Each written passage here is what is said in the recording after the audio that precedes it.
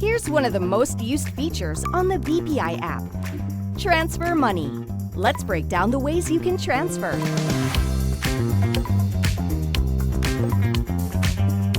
When managing funds, you can transfer to your other BPI accounts or someone else's BPI account. Both functions are totally free. You can transfer to other banks and e-wallets via InstaPay or PesoNet. These may incur transfer fees.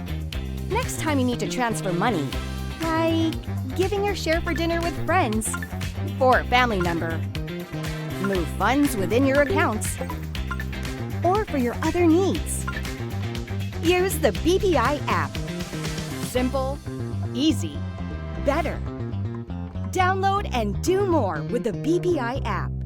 Get it today.